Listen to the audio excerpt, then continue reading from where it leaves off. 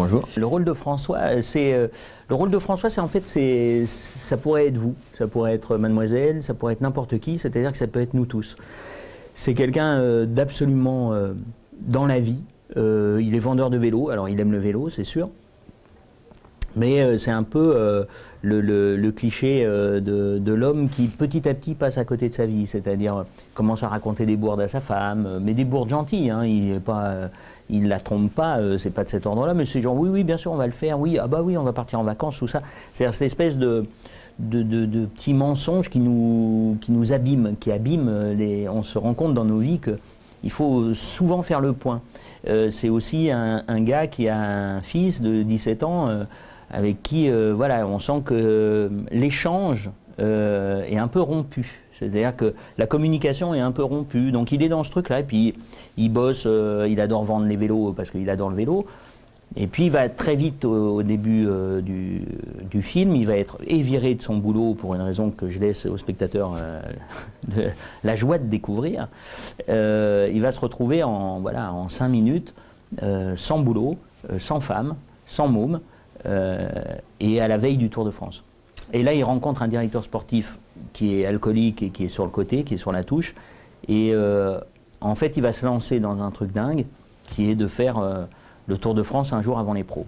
Et là commence l'histoire du film et tout ce qui va en découler.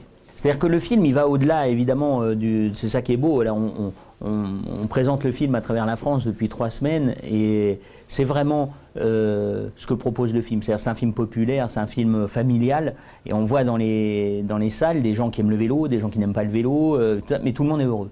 C'est-à-dire que c'est une sorte de... C'est des moments qui vous font du bien, en fait. C'est 1h30 de cinéma, tranquille, qui vous fait marrer, qui vous touche, qui est émouvant, qui est tout ça, où les gens se rassemblent. Et en fait, pour arriver à ça, il fallait raconter l'histoire de ce petit bonhomme qui va se dépasser, qui va devenir une sorte d'icône française, les gens vont se prendre d'amour pour lui, mais il le fait à travers le vélo. Et du coup, évidemment, par expérience, ça fait 30 ans que je tourne, je savais que j'allais passer 7 heures par jour sur un vélo un grand nombre de jours. Donc je me suis préparé parce que je n'avais pas envie d'être doublé. Et puis aussi parce que j'avais envie d'être un peu ce François Nouel. Je me suis dit, si il est tout le monde, alors il est aussi moi. Donc moi, c'est à moi d'aller vers lui. Donc je me suis mis à apprendre à faire du vélo avec un préparateur formidable qui s'appelle Jonathan Troyen, qui est l'entraîneur du Stade français du triathlon, qui m'a appris à faire du vélo, avec qui on a traverser des grands bouts de France ensemble pour pédaler, faire les cols, faire tout ça. Et puis ensuite, j'en ai profité parce qu'il y a une partie du film qui se passe, qu'on a tourné pendant le Tour de France. Et pendant tout le Tour de France, en fait, j'ai fait un peu comme François Nouel. Je faisais mon l'étape des champions la veille. On tournait le matin très tôt et puis après, je faisais une demi-étape parce que je pédale trop lentement pour faire une étape en entier. Mais à l'arrivée, mis bout à bout, je suis arrivé quand même à pratiquement 6000 km en 4 mois et demi. Donc, pour les amateurs de vélo, ça signifie quand même quelque chose. C'est pas rien, quoi. Pas du tout. J'étais amateur du Tour de France, comme nous tous, c'est-à-dire que... alors moi, j'aime bien le sport, donc je regarde peut-être un peu plus que certains, mais concrètement, je serais incapable de vous dire Liège-Bastogne-Liège en 82, qui l'a gagné. Je ne connais pas... je connais les grands champions, j'ai vu les Tours de France, donc j'ai suivi des étapes mythiques, j'ai envie de savoir qui gagne, je lis l'équipe tous les jours, enfin voilà, je fais partie des gens qui aiment ça, mais je connais que le Tour. Et je ne le connais pas parfaitement. Je le suis avec plaisir. Je vais essayer de ne pas rater les grosses étapes et tout ça. Mais voilà, je ne peux pas dire que j'étais un féru, quoi. Maintenant, je connais un peu mieux. Ben, il est forcément Tour de France, grande boucle. C'est difficile Ça aurait été je sais pas, une sorte de vol que de faire un film qui s'appelle La Grande Boucle et qui reste scotché à Paris dans un studio. Ça aurait été vraiment très très dommage quand même. Donc oui, c'est un road movie parce que le Tour de France est un road movie, est un road de vie même. C'est-à-dire que c'est fascinant les gens qu'on rencontre sur le Tour de France. C'est un peu à l'image du film d'ailleurs, c'est-à-dire que pendant 3 semaines, c'est très bienveillant, quoi. Il y a une camaraderie, une bienveillance, une gentillesse réelle. Les gens ne se moquent pas, c'est pas cynique, c'est pas... c'est plein, quoi. Donc, et c'est ce que le film rend bien, je trouve. Et ça, c'est au-delà du fait du Tour de France. C'est-à-dire que je pense que le film a la vertu de donner du souffle comme ça, sans plus, sans donner de leçons nullement, sans aucune prétention non plus. C'est juste un souffle, ça fait du bien, c'est comme un petit câlin, quoi, c'est cool. C'est pour ça que ça fait partie des films populaires, parce qu'il y a aussi tous ces grands seconds rôles.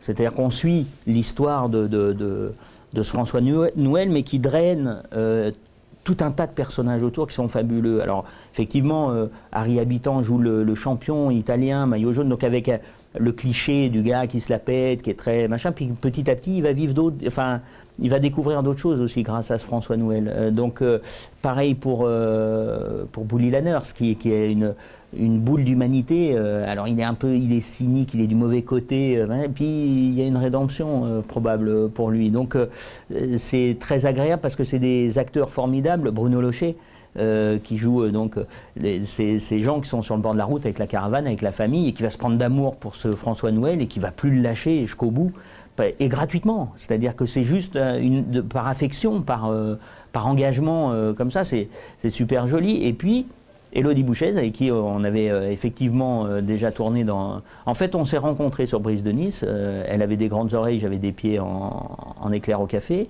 Et maintenant, en fait, on est mari et femme. Comme quoi, on a vieilli. Mais voilà, si le film rencontre la même popularité, ça voudra dire qu'on aura partagé encore quelque chose. Notre couple aura peut-être de l'avenir encore.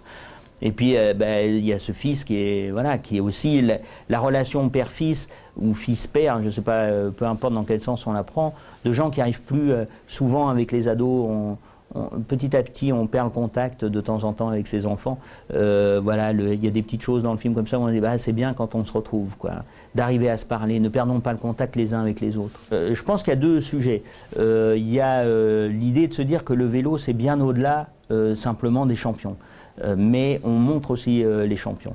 C'est-à-dire qu'effectivement, pour avoir pratiqué le vélo, maintenant je peux vous dire que le vélo en compétition est probablement le sport le plus dur au monde. En revanche, le vélo amateur, sauf si vous faites des critériums, des courses et tout ça, mais si vous en faites tout seul, tout le monde peut tout faire. C'est ça qui est fabuleux. Autant vous que moi, n'importe qui. Tu te prépares un petit peu et tu vas faire des centaines de kilomètres. C'est fascinant, le pouvoir qu'a le vélo. Donc il y a cet aspect-là. Et par rapport au dopage, la manière dont il est évoqué dans le film est assez malin, parce qu'on ne pouvait pas ne pas l'évoquer, je pense. Ça aurait été bizarre, quoi, parce que c'est tellement maintenant lié et tout ça. Maintenant, mon avis sur l'idée du dopage, je pense deux choses. Je pense qu'il est normal, et Christian Prudhomme, par exemple, a totalement raison quand il dit on fait la chasse aux tricheurs, quand on les chope, ils sont exclus. C'est normal, c'est éthique. Maintenant, sur le dopage lui-même, je pense que l'interrogation, on est tous un peu faux cul avec ça.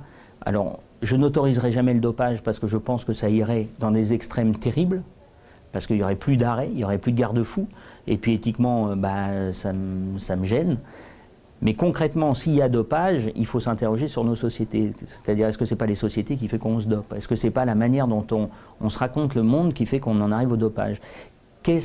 Alors effectivement, on va choper un coureur, un joueur de foot, un athlète, et puis ça fait du bien, on jette la pierre, on défonce le gars ou la nana, bon, très bien, tout le monde s'est défoulé, mais quand tu vas au bureau, quand tu es fatigué, tu vas prendre un Guronzan, puis tu vas te mettre un Red Bull, et puis tu vas te faire un truc. Et si on te donne une pilule en te disant, gars, tu vas pouvoir travailler 48 heures d'affilée en ayant la même acuité, y a des gens, je pense, dans des entreprises qui n'hésiteraient pas à la prendre, et peut-être qu'il y en a qui en prennent. On ne va jamais dire que c'est des dopés. Je crois qu'il y a une question fondamentale à se poser, de se dire, tiens, c'est bizarre, est-ce qu'on ne se demande pas tous les uns les autres des choses complètement hors circuit, quoi. Et finalement, l'idée est de pousser pour essayer de créer une sélection un peu, où là-dessus, les pharmacopies se régalent, tout le monde se régale. Enfin, je veux dire, il y a un commerce de tout ça fondamental et un cynisme profond. Donc, j'ai pas envie de jeter la pierre simplement sur les gens qui se font prendre dopés. J'ai de la peine parce que pour eux, c'est fini. Il y a quelque chose qui est fini. Et ça me fait plutôt de la peine, en vrai. Après, je comprends que des gens qui prennent rien quand quelqu'un est à côté d'eux et qui savent que l'autre gagne et prend, ça doit rendre fou, quoi. Parce que c'est pas juste. Alors effectivement, interrogeons-nous, je pense, sur le dopage de manière générale. d'un point de vue sociétal. Et en revanche, bah oui, c'est chasseur-chassé, quoi. C'est-à-dire que éthiquement, je pense qu'on est obligé de chercher le tricheur. Et malheureusement, ceux qui souvent ont plus de mal, pendant des années, on l'a vu avec Armstrong, hein, pendant des années, tout le monde savait, en vrai. Mais personne ne pouvait prouver, et à partir du moment où tu ne prouves pas, bah, tu regardes, quoi, et puis tu fais ok monsieur, et il n'y a rien à dire. Alors ça ne veut pas dire qu'avec du dopage, je vais gagner le Tour de France, hein. Je ne gagnerai jamais, je ne pourrai jamais... le dopage, c'est plus compliqué, quoi. C'est pour supporter des charges de travail et tout ça, d'efforts, et des choses comme ça. Donc, c'est des athlètes hors normes, encore plus hors normes, à partir du moment où il y a des produits qui les aident à travailler encore plus fort, encore plus loin. Voilà, maintenant, pour la santé et tout ça, c'est pas... Et pour l'équité, c'est pas très cool. Des anecdotes, il y en a 800 000. Vous vous doutez bien qu'en traversant la France à vélo et en tournant ce film à rencontrer des gens en permanence, il y en a plein des anecdotes. Mais il y a un truc qui était assez rigolo que je pourrais dire par rapport à l'aspect sportif du film, c'est que on va bien au-delà, évidemment, du sport. Et j'ai compris, moi, un jour, comme je faisais mes étapes comme ça, un jour, il y a Chirurgie cardiaque qui fait chaque année je ne sais pas comment ça s'appelle, le Tour du Cœur ou un truc comme ça. Enfin, il y a une association, il faudra la trouver. Bernard Hinault en fait partie et tout ça. Et chaque année, ils font le contre-la-montre avant les coureurs. Comme ça, pour l'association, ils demandent à des personnalités et tout. Et comme je tournais, moi, le matin, après, il m'a dit « bah, est-ce que vous pouvez venir faire le truc ?» Je dis bah, « bien sûr ». J'étais un peu fatigué et tout, mais j'ai mis mon petit maillot. Je savais que j'avais mon étape à faire après. Mais bon, c'était 53 bornes et tout. Je me suis dit « je vais me le faire tranquille ». Puis je commence à partir, et puis là, 2 km, je vois Bernard Hinault qui vient à côté de moi, qui me dit « allez, prends la roue ». Donc j'ai pris la roue, j'ai suivi, et là, on a rattrapé Virenque, Moreau, et ça pédalait très fort, très vite. J'étais à 170 de pulsation tout du long. Je me suis accroché, on traversait les villages à fond. Je ne connaissais pas ces trajectoires-là, je ne connaissais pas cette sensation-là. Je suis arrivé cramé, enfin cramé pas étouffé, hein, mais fatigué. Avec un Bernard qui me dit c'est bien pédalé et tout, bon coup de pédale, donc j'étais un peu fier parce que tout ce travail amené là, mais j'ai mesuré la différence qu'il y avait entre faire de la course comme un athlète, enfin c'est-à-dire comme un cycliste, quoi, un cycliste professionnel, même s'ils sont à la retraite, je peux vous dire qu'ils appuient fort, et comme je faisais moi tous les jours, c'est-à-dire à mon rythme, je suis à 20 km/h, enfin 25, voilà, je roule 25, 30, là on a fait 37 de moyenne. Donc ça change tout, quoi, pour un petit gars comme moi.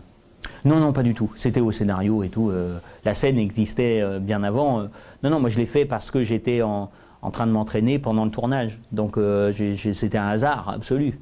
Enfin, un hasard, voilà, c'était pas lié à la séquence du film. Déjà, quand on fait la promotion d'un film, on a toujours le sentiment, justement dans cette période tout le temps un peu ricanante, c'est-à-dire où on se dit bah oui, de toute façon le gars il va nous dire d'y aller, tout ça. Je trouve que c'est terrible parce que je me permettrais jamais, si on me demandait pas, de dire allez-y, quand tu es dans quelque chose, c'est presque gênant. Donc on est dans une situation où de toute façon ce que je vais vous dire sera mis en doute. C'est-à-dire qu'on va dire oui, il nous survend le film, c'est normal, comme si c'était sous-entendu, systématique. Bon, moi la seule chose que j'observe en tout cas, c'est que ce film a été fait de manière absolument sincère, sans manipulation quelconque, d'essayer d'aller rameuter, d'essayer de... C'est pas un film qui est fait pour faire un coup. C'est un film qui est fait sur comme le film est raconté, c'est-à-dire, franchement, c'est bienveillant et le tournage était de cet ordre-là. Les gens se sont entraidés les uns les autres et tout, ça fait du bien. Moi, ça m'a fait du bien. Ce que je peux dire, c'est qu'aujourd'hui, je regarde les salles, puisqu'on a eu l'occasion de faire peut-être une vingtaine d'avant-premières dans plusieurs salles, donc tu vois quand même un nombre de publics et dans différents coins de la France. Et j'ai vu des familles. J'ai vu des enfants, j'ai vu des grands-parents, j'ai vu des couples, j'ai vu des potes, j'ai vu des copines. Et à la fin du film, voilà, les yeux comme on aime, quoi. C'est-à-dire vraiment bienveillant, heureux, ayant soufflé, quoi. Un petit moment de « ah, c'est cool ». Et voilà, c'est tout c'est ce que j'ai observé. Alors, je peux pas dire mieux parce que après, ça serait soumis à une forme de malhonnêteté peut-être. Voilà.